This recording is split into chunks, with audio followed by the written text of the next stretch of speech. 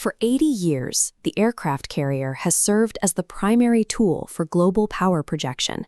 It is sovereign territory that can be parked off any coastline in the world to enforce sea control, the ability to command the open ocean without serious opposition. China has recently adopted this strategy to build a sprawling blue water navy. By deploying carriers like the Liaoning, the Shandong, and the technologically advanced Fujian, Beijing is establishing a continuous presence in the Indian Ocean. This satellite map shows why that presence is a challenge for New Delhi. The Malacca Strait, visible here separating the landmasses, is a geographic bottleneck where roughly 80% of Asian hydrocarbon imports transit. A foreign carrier strike group operating here can monitor or block India's most critical trade routes. Building a modern aircraft carrier costs billions of dollars and requires a decade of construction. India cannot match China's shipyard output on a ship-for-ship basis.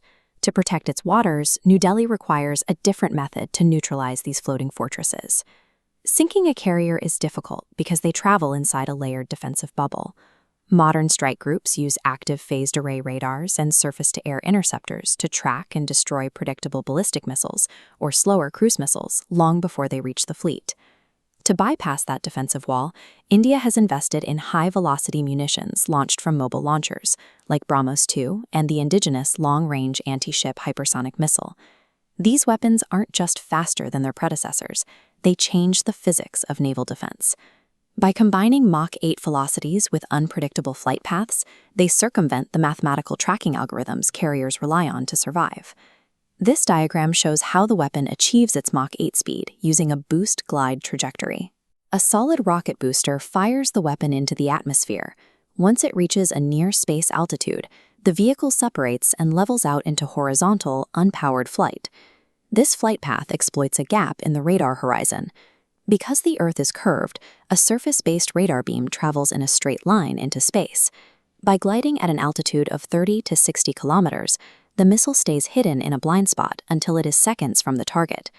During its final approach, the weapon executes skip-glide maneuvers. To hit a target moving this fast, an interceptor missile would need 2 to 3 times the lateral acceleration of the incoming glider. Currently, no ship-based interceptor can match that agility without breaking apart.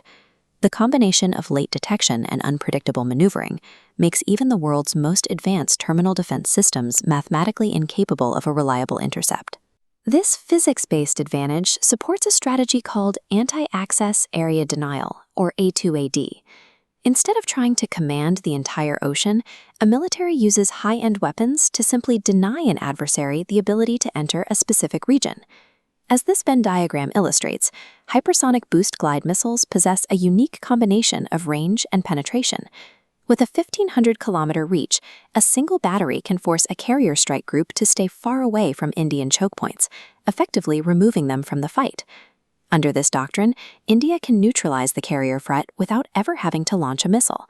The mere risk of an uninterceptable strike forces the adversary to scatter and stay out of range. Curious, if these weapons are so effective, why did New Delhi recently stall the development of its flagship hypersonic program, the BrahMos 2?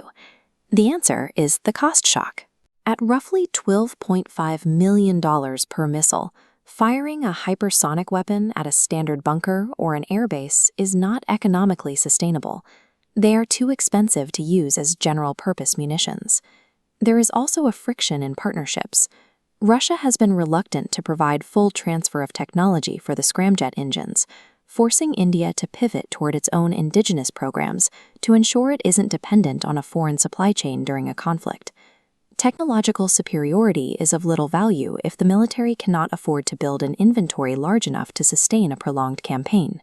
This has led to a tactical recalibration. India is reverting to cheaper, proven supersonic missiles for the vast majority of conventional targets, where Mach 3 speeds are more than sufficient to succeed. Hypersonic weapons are now reserved as silver bullets.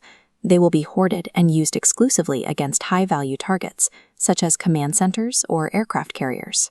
This shift is changing naval strategy.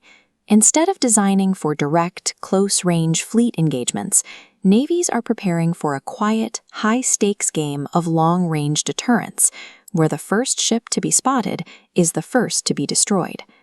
India has demonstrated that a mobile coastal launcher can now neutralize a $10 billion carrier strike group from over 1,000 kilometers away. In the Indo-Pacific, speed has effectively stripped the aircraft carrier of its invulnerability.